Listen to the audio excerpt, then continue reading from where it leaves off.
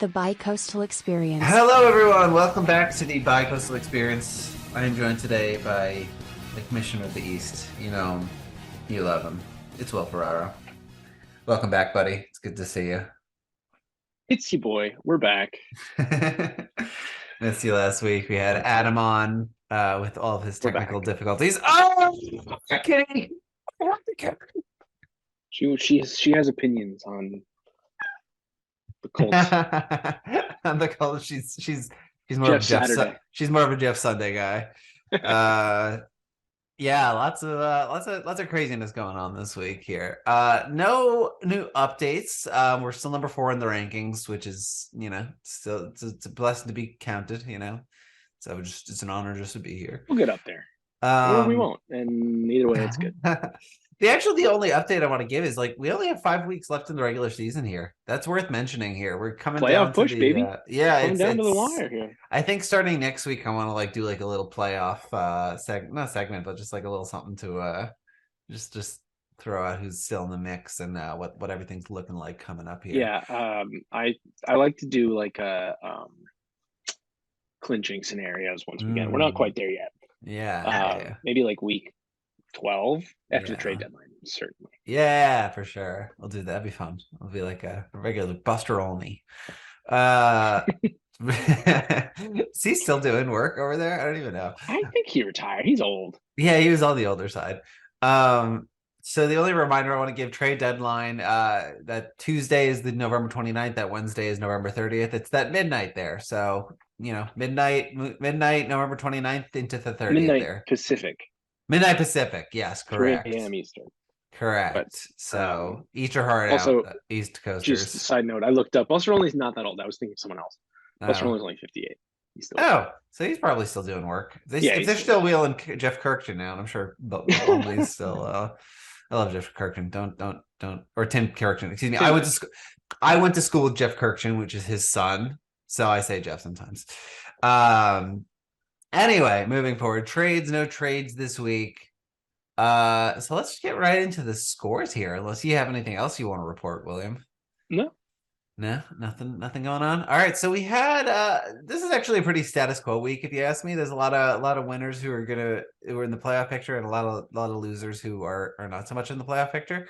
Let's start off with Team Pellner and Phil Swift here. 110 to 102. Josh Allen with 25 points. Curtis Samuel with 16 points. Terrace Marshall in the flex spot with 12 points. But honestly, looking at this, the most notable thing is 26 points for the Pats D. If Pellner rides the Pats D to another championship, I am quitting. I'm out. I don't know if they're that good this year. No, they were just going against the Jeff Saturday-less Colts. So it's tough to say. Now that Jeff's in, it's going to be. Speaking of Jeff, 12 from Herbert, absolute stinker, in a marquee game against the Falcons. It stinks, dude. There's been hurt all year. Yeah. So do you watch any of those games? The receivers are just dropping balls all day for the Chargers. We catch a lot of those games because they're the local ones, but they're so bad. Since he got hurt, Herbert got hurt in week 2, 3 maybe against Jaguars. He's broken 20 points once. That's tough for somebody who was doing so good last year. 12, 20. Right, you're used to 25 points from him. It's tough. It's a tough year for him. He's got to use the offseason to get better. Let's look at the upside here. Sanders still doing work. ETN 25. He looks like a new RB1, man. He's legit. Oh, yeah, for sure. Gabe Davis gonna have a struggle with that Allen coming up here. T. Higgins, great player. He's underperformed this week, but I just love T. Higgins. Even at 9.5 points, I can't even be mad at the guy. Hopkins, 12 points here. Hopkins back in full form. There's 3 and 6. East is a little bit closer. I mean, you tell me as somebody who's approaching that. At 3 and 6, is there a chance they still make it here? I know they have to basically win out. So they need a lot of help. Let me pull up the standings real quick. They definitely need help, but when anything would load, I could tell you. 3 and 6 is not the end of the world, considering how tight the East is right now outside of Morgan. Yeah. They're only 2 games back, and I am sure they play the guys they need to pass, people they need to pass at least. Yeah, and not for nothing. So David, Phil Swift, and Kelsey all all could still make the playoffs with 5 weeks to play here. Right. So the thing is, and we'll get to projections this week later, but they need a lot of help, and they're going to get some because I play Morgan and Austin plays Matt, who are all the people that they need to lose. So a guaranteed 2 losses at the top 4. Right. To start. And assuming Morgan beats you, that's... unless there's a tie. Yeah, which I would fucking love. It's like kissing your sister. So they could pull it off. It would be, the thing is though, they're a little bit lower on the points for. Yeah, it's tough. They are, well, actually not that far. They're only 3 points behind Austin. Sorry, 13 points behind Austin. That's manageable. James Robinson with 12.5 points on the bench here. He got in there for the Jets there. I don't know. It's tough. It's tough telling teams to punt, when there's still the possibility, but they've got a lot of assets that like James Robinson, I think is like, if they sent James Robinson to like a team like mine or somebody else's, like that could set them up for a run next year. But that being said, I'm not telling them how to run their team over there. Yeah. That's tough. And also, I don't know, you mentioned Josh Allen not playing. I don't know if he's going to sit out. They are optimistic that he will play. I think it's Case Keenum season. You think? It's Case Keenum season. Right. Now, I think it would just be good because it would get Palmer out. That's all I want in life. I'm just more rooting for it at this point than expecting it. Let's move on to the Sibling Bowl over here. Not to be confused with David and my bowl coming up this week. FB and my Goddard with 134, Minor Mediocrity 91. Morgan's team is terrifying. We say it every week. With the top score this week. Yep, by a lot too. On the back of. Actually, not by a lot. Oh, close to you, Will. I didn't even see you there. You were creeping up there, William. Oof. I had the second most. I wanted that money. I thought I had a chance at it, and Juju Smith-Schuster got in the end zone on Monday night. Juju, he's having a good season, man. In her franchise, this is all thing. Unless she plans on trading Tyreek Hill, this will be Juju's last season on Morgan's team. So let it be the farewell tour filled with touchdowns and a ring for him. He's been there since day one of the league. So unless she plans on sending Tyreek away, probably will be Juju's. Yeah, I don't think that's happening. Well, you know what? I don't know, man. We talked about it last week. There's Tyreek Hill and CeeDee Lamb. Just throwing it out there. Lamar Jackson 17, Carter 15, Dameon Pierce 13, Tyreek 23, Jalen Waddle 17, Goddard 20, Juju 13. That's how you win championships, folks. You have your entire starting position roster plus 10 points. You know what I mean? In the double digits with a couple of bangers in there, with the Tyreek at 23, with the Goddard at 20. That's how you walk away with championships. That's really. Lamar Jackson seems to have turned it around. He had a couple of rough weeks in a row. Yeah. Like week 4 through 7, he had 13, 14, 16, 10. Did OBJ last 2 weeks, he hasn't been 40 points like he can do, but he's been good. Did OBJ sign somewhere? He did not. He could still go to the Ravens, man. I think that'd be a good little piece for him there. Meyer to mediocrity, still putting up 90 points. Not bad at all. Would have beat me. 15 from Brady, 20 from Eckler, a down week from Kamara, 16 from Lazard. Left a lot of points on the bench, if we're being honest here. Kate Otten had a good week. Hawkinson had a good week. And he starts Conklin with 1.2 points. Oh, Conk. Brutal. Any other tight end that he could have picked would have been good. Yeah, but it wouldn't have won him anything, so it doesn't. Well, no. You know what? It might come down to this points 4 at the end of the day, though. We're getting real close. That last, again, I'll talk a little bit more about it later. But there's the points 4 in the East are pretty close. Real close there. Yeah, you guys have been doing real good out there. Yeah, just another stellar week for Morgan. Everybody should be afraid. Let's move on to Will's game here. Buttercup 132 to 98, beating his wife in front of everyone. Joe Mixon put up 53 points. Are you calling Joe Mixon a wife beater? Yeah, I am actually. That's terrible. That's true. This is absolutely terrible. That shouldn't be the case. 19 from Burrow, 53 from Joe Mixon. 22 from Cooper Kupp, 14 from Mooney. Jawan Johnson with an impressive 11. MVS dropping the ball, but dude, Mixon is everything here. He only was targeted once, I think. MVS. Yeah, I started him in another league where I only needed to get like 10 points total. Yeah, and no, never gonna happen. It's so tough with KC. I got lucky this week. I started Jerick McKinnon because like the way that I look at it is like, all right, if I'm just doing a dart throw, I'm gonna take somebody on the most explosive offense who gets a guaranteed 3 to 7 targets a game. You know what I mean? It's like McKinnon has landed between 3 and 7 targets every game this season. So it's like, you're going to start that. You think the same thing with MVS, where it's like, if he gets 3 balls and one of them's a 40-yard, shot, or one of them's a 70-yard shot to the end zone, that's all you need to make the week worth it. But unfortunately, that was not the case this week. Yeah.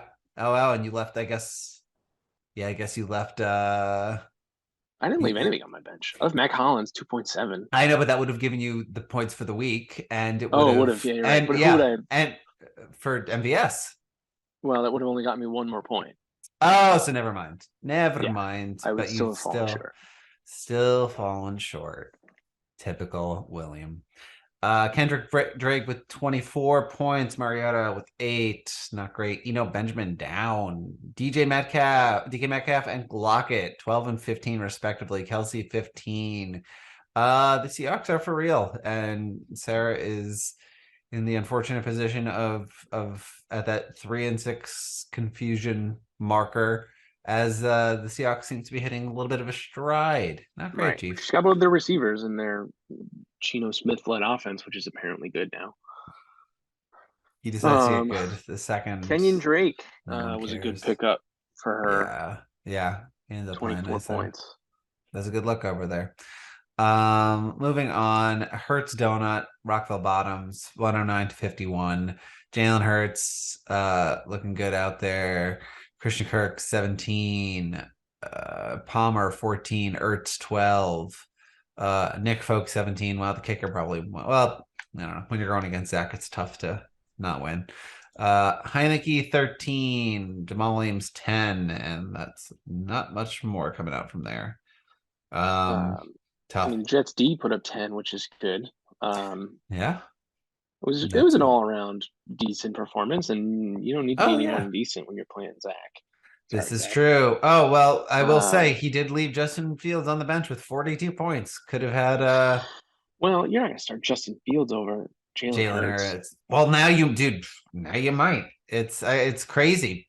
I'm going to go ahead and give Lee some more credit here. The king of the waiver wire QB pickup got Hurts left the final week of the season off of waivers, and now I've got Justin Fields for $20 off of waivers. We'll probably have 2 of the most impressive quarterbacks on his team just out of sheer paying attention at the right time. Absolutely, Kelly. Yeah, Lee's team looks great. So it looks like the team to beat, if I'm being honest, especially now that the buys are over. We'll see what happens with Najee Harris, if I'm being honest, though. That RB2 role for him is going to be weird, but we'll see. Next up, we got Return to the King, 81 to Squid, 59. Aaron also in that weird position of 5 and 4. This is why it's so weird. The East and West thing is so odd. Is somebody like an Aaron whose team is 5 and 4, while not being arguably much better than a lot of the East teams. I think it is better at the end of the day. Our team is pretty deep. Derrick Henry, CD. It is a relatively deep team, all things considered, but given the standings, it's going to be tough for her to outpace me, Lee, or Kellner. Even if so, our playoff format is 3 from the East, 3 from the West. Even if it was the winners of the division and then the other 4 were from wherever, she would need to pass Austin and Matt. Yeah, and yourself. And she and me. It's tough. Yeah, just Austin and Matt, because yeah. Anyway, because her path to the playoffs right now is tough. With 5 games to go, she's 2 games back of the next playoff spot in the West. It's basically a win out. She's got to win out and make me lose. Yeah, she needs me to lose. In so few words. Yeah, because Pellner's points 4 are pretty scary. One of you lose out. Yeah. So tough, but I mean, at the end of the day, she's playing to win anyway because Lombardi's got her first round pick, so she's playing for that better second. Right. So it doesn't really not relative to draft positions and hurting at all. So Aaron gets to play spoiler this year. That's always fun. That's fun. It's a fun bet to play. It's fun to be in it until the end, even if you're not. Like, yes, exactly. There's always that chance. It's fun to be playing meaningful games in week 14. Exactly. Right. Exactly. Let's talk real quick. Kirk Cousins 16, Henry 23. As it gets colder, Derrick Henry gets better. She squeaked out of him with 81 here. This wouldn't have won you against too many other teams here. Squid, a tough week with all the buys and the Jonathan Taylor business here. Dude, just the king of injuries, and him and David, I think, just have the worst luck as any owners in this league, continuously every year, just between injuries and just balls going to the wrong places each week. It seems to be the case. 2 with 24, Rondale with 10. Otherwise, not much to write home about. Yeah. When you got to start Alexander Madison and Philip Lindsay as your RB1 and 2. Not ideal, which is crazy because he started the season theoretically with the best looking because he has Barkley and Taylor, and not for nothing, Zamir White was at the start of the season. He was on track to be the lead back for the Raiders as far as we know, and J.K. Dobbins too. Just tough, man. Brutal. Sorry for dragging you into this, Matt. He was scared to start the season. That's how I feel about people who do bad. I'm like, I'm sorry I invited you. I think last but not least, let's talk about Strong Island here. We got the Battle of Algiers 99-75. David underperformance despite a solid week from Mahomes, sneaking into the end zone a couple times there. Kyler Murray 19, Swift 6, Montgomery 5, Jefferson 22, AJ Brown 14, Olave 99 points. Looking at this, like, it's a great roster that Matt's assembled with the retool, especially here.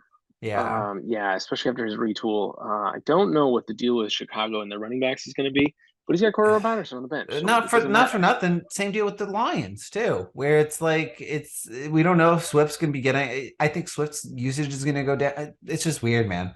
I love the team he's assembled here. I don't know if it's a winning team. I don't know if it's a league winning team. I think it's maybe if they string a few of the right wins together, I think he has a chance, but it doesn't seem like I don't know. AJ Brown, Justin Jefferson should be enough for me to shut up and right. And Chris Olave is having a great year too.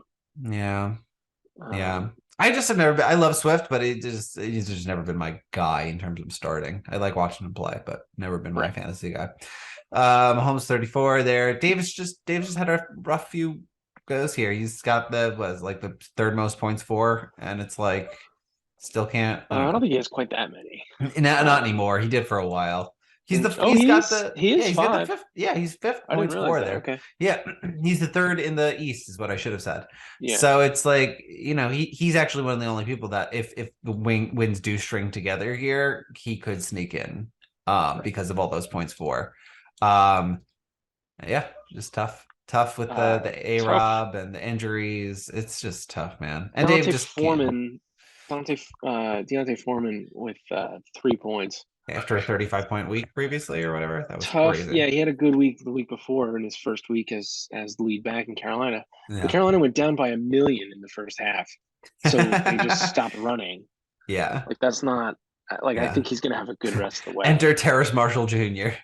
Right. Gonna be tough. Yeah, gonna be tough for Dave. And last but not least, we got myself versus Can You Dig It?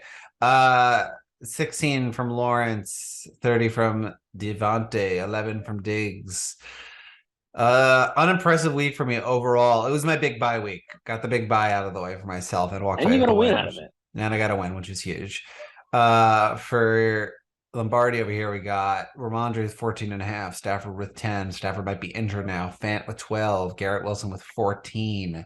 And Kenneth Walker with the red shirt on the bench with 26 points. Talk about a team rebuilding the right way. He's got the best rookie running back on his bench, riding the bench with a red shirt. Going to have a fresh 4-year contract to start next season. Dude, yeah, I talk about the right way to rebuild. He's loaded for, like, let me look at the picks that he's got. I'll tell you right now, he's got my first round pick and he's got Aaron's first round pick coming up this year at least. And then he's got mine the next year. The year after too. It's insane. Insanity. Talk about the right way to rebuild the team. And he's got Lee's first round pick. How did he get Lee's first round pick? Unless I messed this up. But what the hell did Lee trade him? I don't know. Anyway, the one thing to note about this matchup, I'd say, is that my Stefon Diggs acquisition actually is what won me the week because of the point differential. Oh, sorry. Yeah, because you got him from Lombardi. Yeah, so the point differential paired with the next best option on my bench, it would have been a 20-point swing. Yep, which would have been enough to pull this win out from under me. So play to your matchups, folks. That's all I'll say. Do what you can. If we look back in the future and the Stefon Diggs trade ends up being an absolute meltdown for myself for Lombardi, I can at least point back to this win. All right, so now let's get into the offers report, the waivers, if you will. Big week for waivers. This looks like one of the waivers. Yeah, one of the most highly processed weeks. Gotta love a good 16 bye week. Start at the top here. Jimmy Garoppolo going for 15 to Myra Mediocrity. Zay Jones goes to David for $9. I think he's actually the only person who put in money for Zay Jones, which is pretty funny. Does not get Michael Gallup. Yes. Does not get Michael Gallup. He takes Zay Jones instead. I think that was intentional. Cole Kmet. Dude, I gotta say, I ended up getting Jaylen Warren just like as a last minute sneak in because he was on the bye week there. But I had my finger over the add button for Cole Kmet going into the weekend because I had an open roster spot. And I don't know, man. I'm just afraid that he could end up being the next big thing now that it seems like Fields might have this thing figured out. Maybe. Well, that's what I'm hoping for Darnell Mooney. Right into the sun. Right. Myron Mediocrity. I'm glad I didn't. Takes the Tennessee defense for $8. Aaron does not get the Tennessee defense for $3. She gets the Raiders defense for $3. Latavius Murray goes to Will, $3. I love that pickup for you. It's a nice little... I mean, I needed someone with it's a nice little a running back. I don't know who I'm going to start this week. Welcome to my world where you end up starting Jerick McKinnon. Jimmy Garoppolo for $3 does not go to Morgan. Cole Kmet for $3 does not go to Pellner. Saints D for $2 goes to Morgan. That's a great pickup for $2. Playing the Steelers this week. Yeah. Nico Collins, Dave's third string. That's so funny that Dave put in. He's like, I just need a wide receiver. He put in for Jones, Gallup, and Collins. Ended up getting Zay Jones, who he wanted. Saints D goes for 0-0 to Captain Kelsey. We got all our zeros here. Cairo Santos to Pellner for 0. Dalton to 0 for Buttercup. Very interesting acquisition. Actually, he's got a good matchup this week. Got a good matchup this weekend. Burrow's on bye. Yeah. Yep. This is a good time for you there. He will be fired into the sun. Right where he belongs. Right where he belongs. Dude, I mean, I'm probably not going to be starting Knox again this week because of I don't know about the Keenum to Knox chemistry. So let's hope for some Dalton to Hill. Dalton to Hill. No, not a fan. Sure. Listen, commissioners. Listen. If it gets me points from my quarterback, yes, but I can't say I'm rooting for you. Well, that would be a lie. I don't know, man. I was gonna say, what is it, like, how long have we been friends? For like 20 years of friendship at this point? you can't even give me a passing touchdown to Taysom Hill. That only helps you. You can't even nothing. All right. I see where you're at. Looking at the budget, anything of note that you'd say out of this offers report? This seems like a lot of patchwork for the buys. Is my first thought. A lot of that. A lot of streaming defenses. Titans have a good defensive matchup this week, I think, with who do they got? They have Denver, who is their offense is hot garbage. Broncos country. Broncos country. Let's ride. Let's die.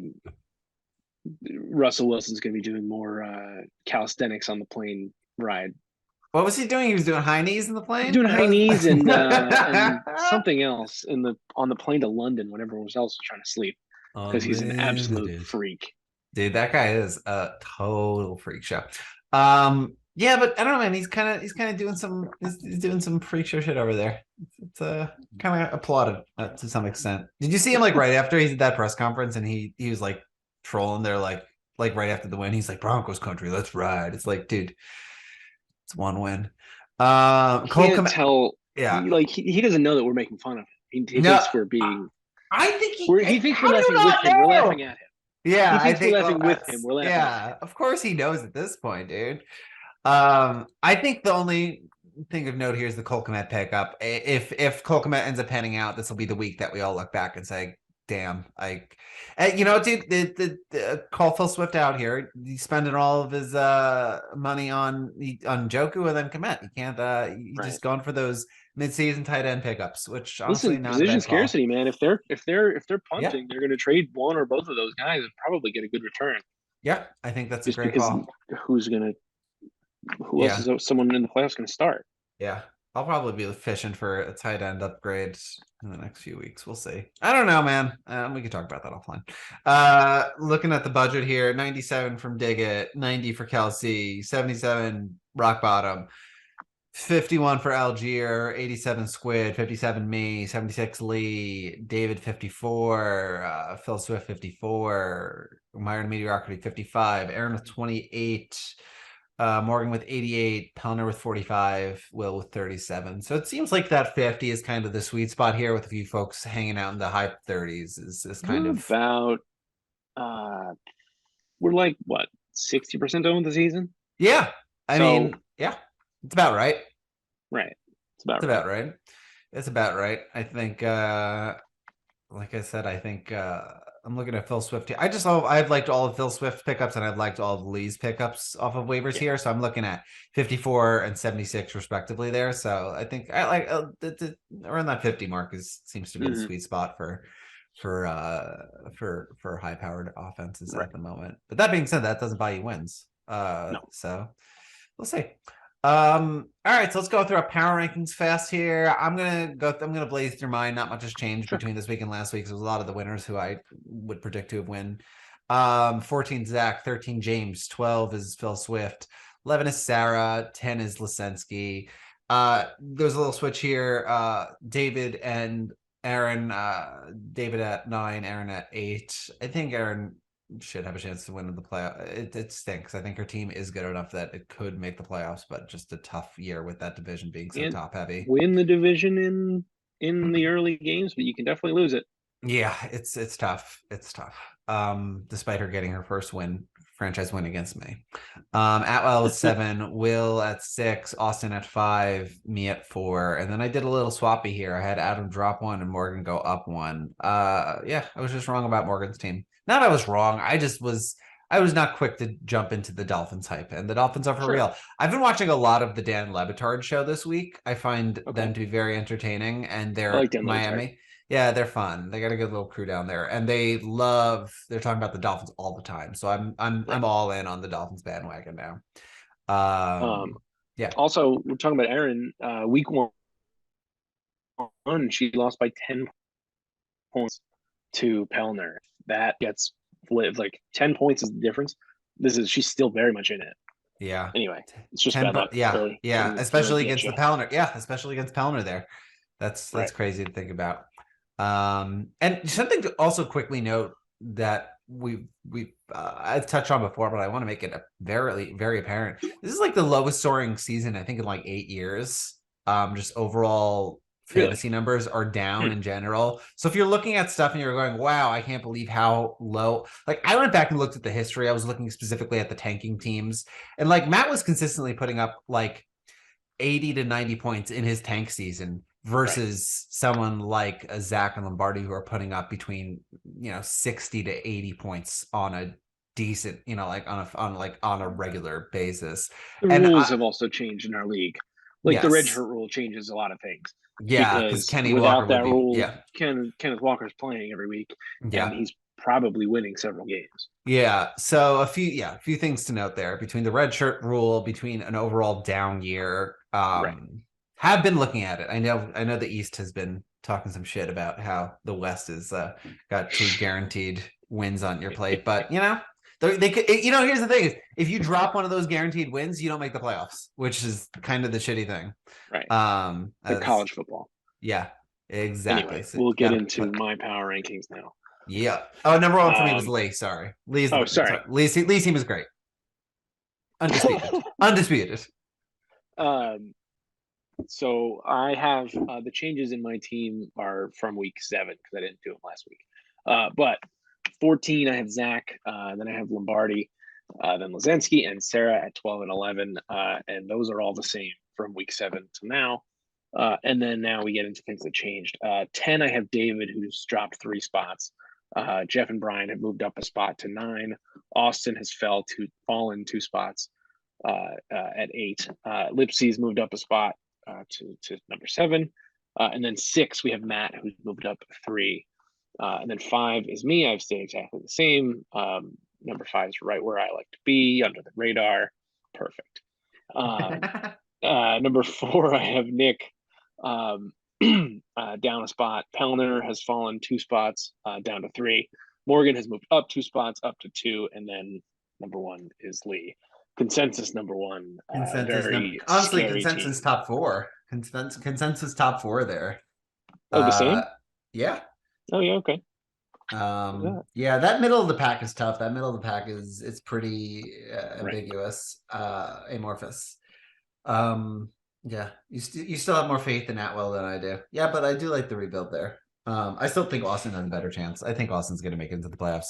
I think Austin's finally got some stuff figured out in this league. I didn't even realize he made the playoffs last year too. He's got some juju going on over there. Right.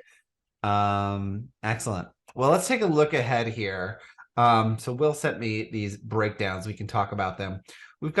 Let's start with you and Morgan here. We've got a lot of even matchups. Even matchups historically this week.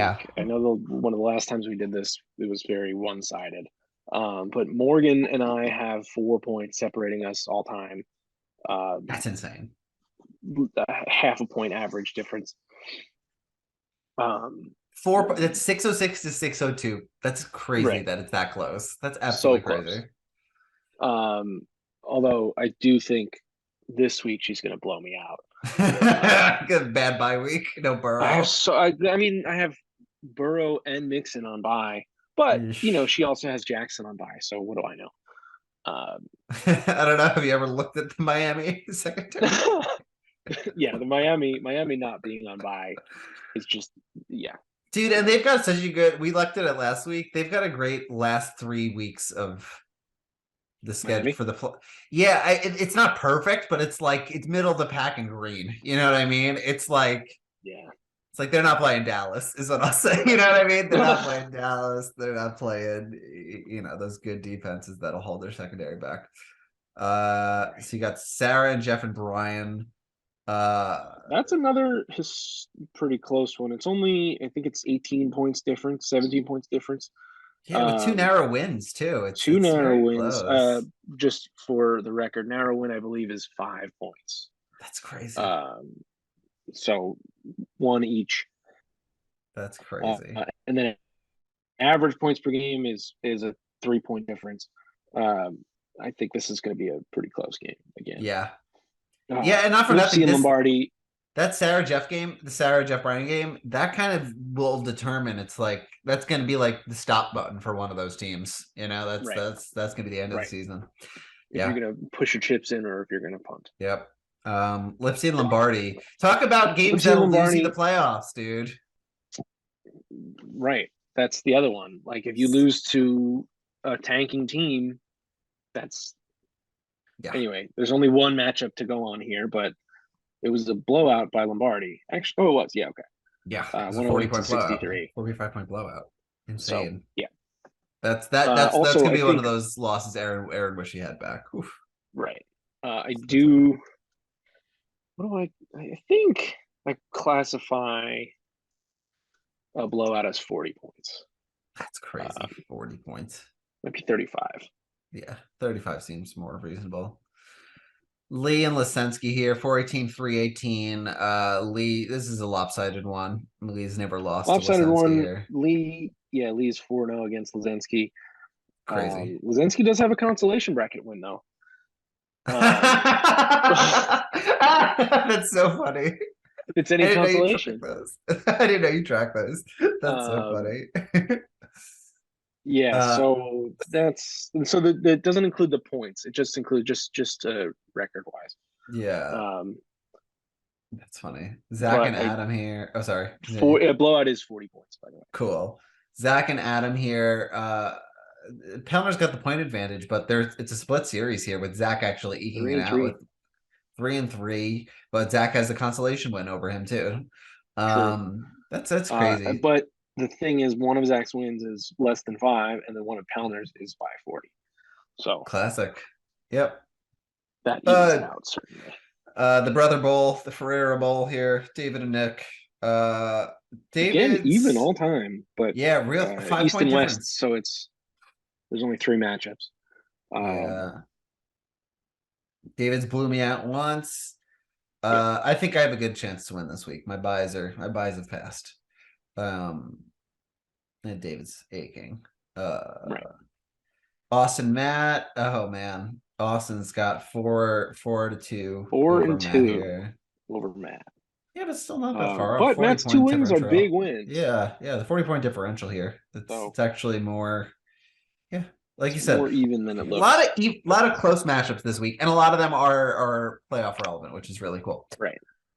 So I think it's gonna be a good time. Gonna be a good time here. And then so now we've done our look ahead. Last week we did a deep dive into Adam's team.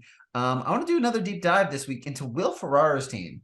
Just highlighting a little bit of how these teams get assembled and the best way to make a good team right here. So let's just walk on down the lineup here. I just pulled up your lineup here. In the note I made a better one I see. Because this isn't my starting lineup.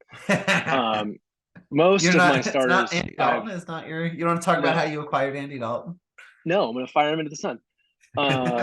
Actually, I think I do have him on my. No, I don't. So we talked about him in the waiver report. Anyway, most of my lineup has been acquired through trade. So Joe Burrow, before 2021 season, I traded with Lee. I gave Lee a 2nd-round pick and Bryce Love for Joe Burrow. Wow. He was coming off his rookie year and didn't really know what he was going to be. That rookie year for him was tough. He did not look so good. He didn't look great. Well, he didn't have anything to throw, anyone to throw to, and no offensive line. I think it was more the offensive line at that point. Right. I mean, it still is. Cooper Kupp receded Cooper from Kupp also before the 2021 season, got him from Morg. Morgan holds a grudge, as we talked about when she was a guest. I traded Damian Harris and Hollywood Brown. You did send Hollywood Brown away. Not that Kupp is anywhere near the Hollywood Brown level, but it's not like this was a nothing trade. So that's right. Well, so the thing is, Cooper Kupp, I've been big on him for years, and he was kind of middle of the road.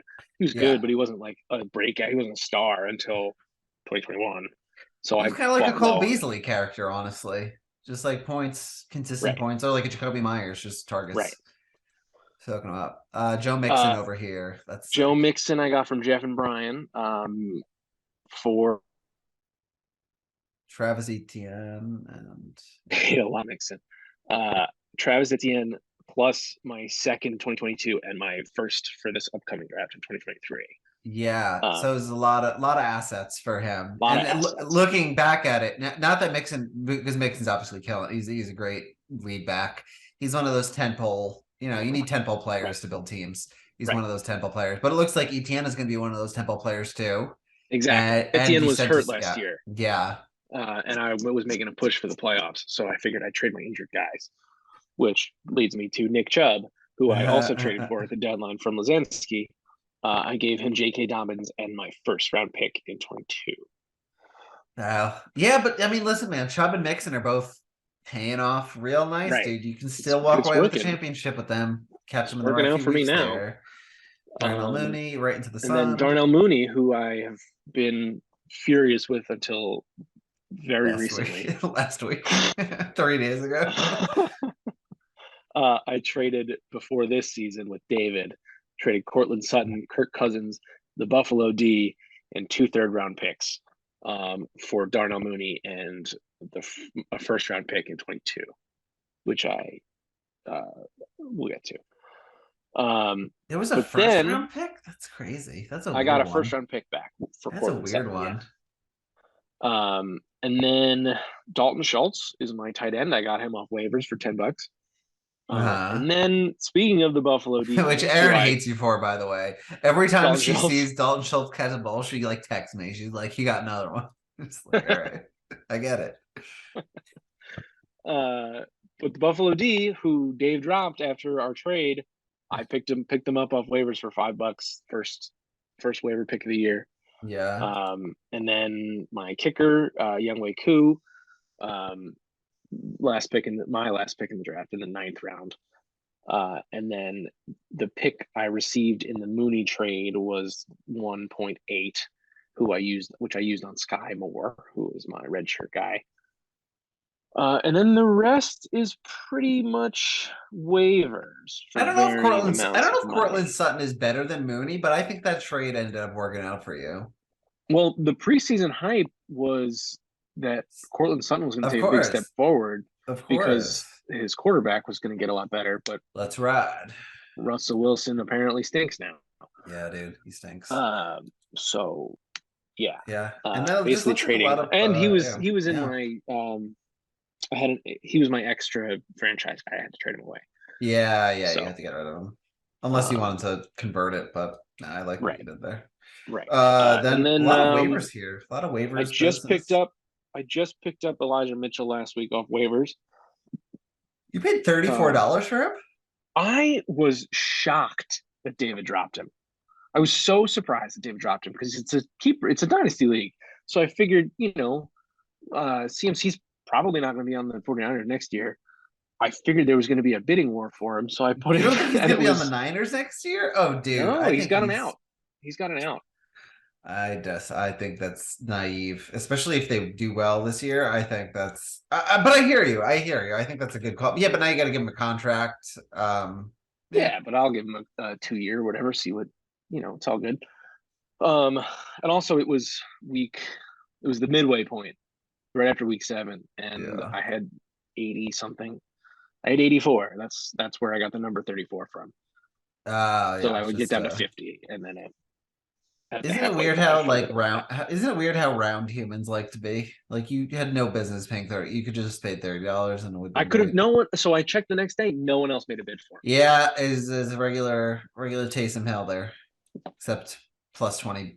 But who knows? Like he said, he's young. He can end up coming back to and he's good. Yeah, he's very talented, and CMC gets hurt all the time. Yeah. So who knows? Yeah, I guess that's a good point. So does Elijah Mitchell, though. He plays for the Niners. If you play in San Francisco, you're gonna get hurt. You're gonna have a bad time. Right. And then I just picked up today. I picked up Odell Beckham because he's gonna sign somewhere, and I need a receiver. There you go, folks. Once again, getting back down to brass tacks here. Trades will set you free. Or something. I don't know. Or they'll screw your franchise up for years to come. Or they'll fuck you over. Or they'll just absolutely bury you. At the end of the day, it's fantasy football. Who cares? Yeah. Don't really matter that much. I don't know. What am I really losing? My trades don't pan out. I get made fun of in the chat, but whatever, I do that anyway. That's what I have Morgan around for anyway. That's yeah. All right, well, I think that's it. Thanks for giving us a little deep dive there. Well, thanks for breaking it down for us.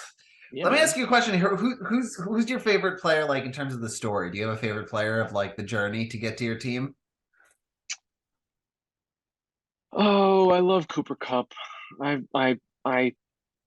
years ago, before he should have been kept, he was in a keeper league. I kept him in like the 2nd round.